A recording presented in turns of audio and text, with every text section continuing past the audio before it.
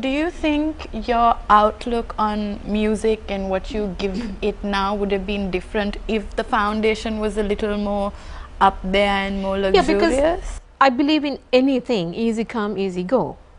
Okay. Okay, and I see that now in certain people. I'm not picking on any one person, but those who did have you know, like an easy entry into, well, whatever, whether it's music or acting or whether it's any other role in life, if you've just entered it and it's been smooth sailing for you, it's all been handed over on a platter. You kind of drop the platter. Yeah.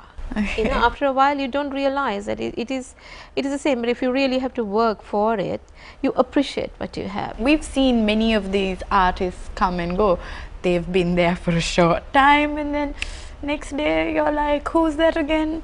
So what do you think it takes for a person to have a stable career in the music industry over here, especially when it's not as rewarding as the one in India? You definitely have to have the talent and the gift. You got to be in the right place at the right time. You got to have the right material. Going with the flow is not so great. Yeah. Which I find in recent times everybody seems to be going in one direction. So maybe if we had other genres of music being introduced also to the Sri Lankan entertainment industry, might be good. Okay, so you've seen 40 years of the Sri Lankan music industry just go by. Which do you think was the golden era and why would you say this period? Most definitely I would say the 70s for the music industry, or I mean generally in Sri Lanka. In Sri Lanka, probably the 70s. For the music industry, yes, because that was where we found a lot of the established entertainers and musicians who have actually done something for themselves and for the country. We found, if you look back, if you look into the Sinhala pop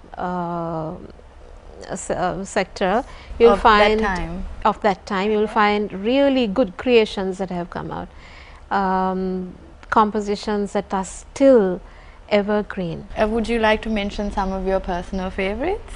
But all the music of Clarence Wijewardena would be my personal pick. I mean, because I find wherever I go, invariably if I'm invited out, say if I go overseas and I'm invited out for a dinner or something and a guitar comes out, invariably you do find that even at his house parties, his songs, his creations played at some point. Always played and sung. As a personal friend of the late Clarence, yeah.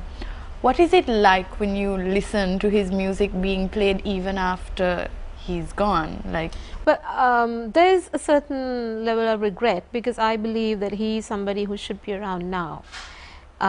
He was somebody who made a difference, who definitely left his mark and his imprint, and most definitely can make a difference, could have made a difference for the future. I'm going back to 1986 when that was my final recording with him, although he did many recordings after that. 1986 he had done some compositions which at the time, I mean, having been used to recording with him and working with him, it was like part and parcel of, I just took it for granted, okay, this is his stuff. So later, 98, 99 or 2000, when I heard some of the music that the present generation of musicians was churning out, I mean, the songs that he recorded in 86 was suitable for that time. He could see further than most other musicians in Sri Lanka, which is when he recorded in 86, it was suitable for 2000. On that note, we shall take a short break and be right back.